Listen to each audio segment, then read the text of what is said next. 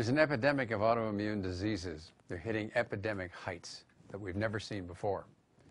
And what we're seeing is diseases like asthma and hay fever, which we've known about for a long time, but the collagen vascular diseases like lupus and rheumatoid arthritis are very common. Gastrointestinal diseases like ulcerative colitis and Crohn's disease. Even type 1 and type 2 diabetes and maybe osteoarthritis. We know that thyroid disorders and other kinds of problems that relate to MS and hemolytic anemias, they're everywhere around us. And it's like mainstream doesn't really feel like they know the cause of it, but yet we know a lot of circumstances about them, and we know some things that we can do that are less drastic than what we do in the mainstream. And I think they're things that all should be looked at, both mainstream and in the complementary and alternative medicine fields, and we're going to do that. We look at some of the factors that seem to provoke autoimmune diseases. We're looking at infections, things that are related to drugs sometimes, or a wide range of drugs that are used like minocycline and sulfonamides and others. Heavy metals are known to do that, particularly lead and mercury. And we're looking at a lot of toxins that are in the environment as well that can do a lot of things to overwhelm our immune system. Now, in mainstream thinking, what we are more apt to do is fight the immune system. And we know that what's happening is that we're making antibodies that are not good for us. They're ones that are attacking our own tissues. They may attack the heart or the liver or the kidneys or the brain. And we get all these complications, sometimes related to vasculitis, etc., that can cause problems with organ function and death. We are trying to fight these things by killing our own immune system, by stopping the antibody production. So when antibody levels rise to high levels, we try to knock them down by attacking the immune system.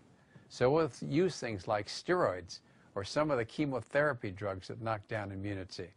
Or we'll use antihistamines or a family of drugs called H2 blockers. We do anything we can to lower the effectiveness, basically, of the immune system, especially when it's gotten out of hand like this.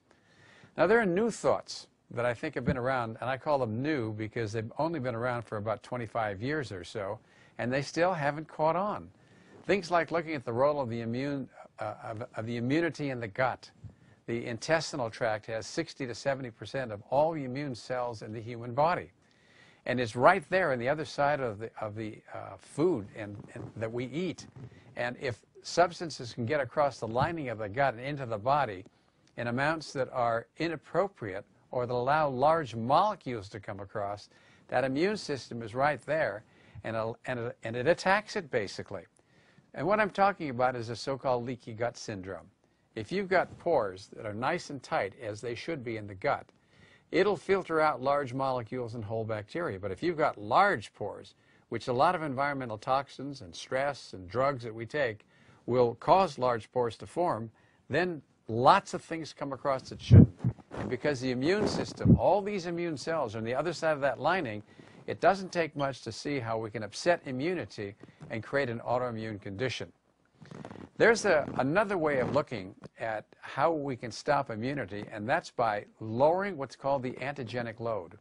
And what that means is, if we can fix that leaky gut and close it, what we will be doing is sealing off that membrane that's got leaks in it, that's letting things come into the body.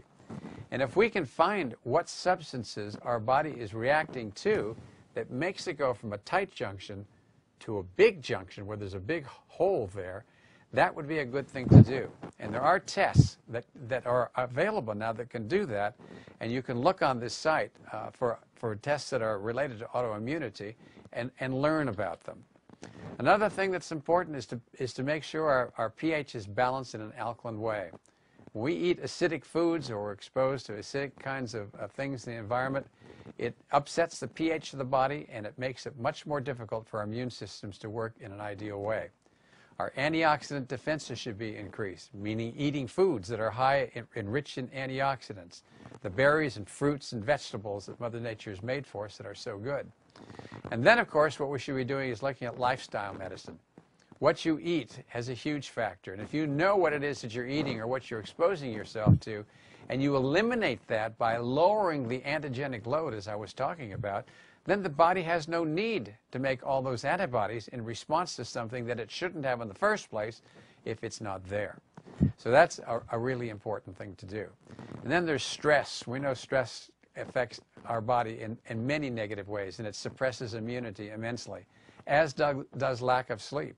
You miss just 4 or 5 hours of sleep one night, your cellular immunity is depressed about 30%. And then the other lifestyle factors we know are important as well. So I would invite you to search the site, learn about the different autoimmune diseases that are mentioned on the site, and find out how to evaluate them with lab testing, because they may apply to you.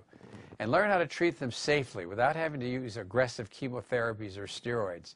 Lifestyle works, and how we expose ourselves to our environment and what we do about it can make a big difference in whether or not we're going to develop an autoimmune disease.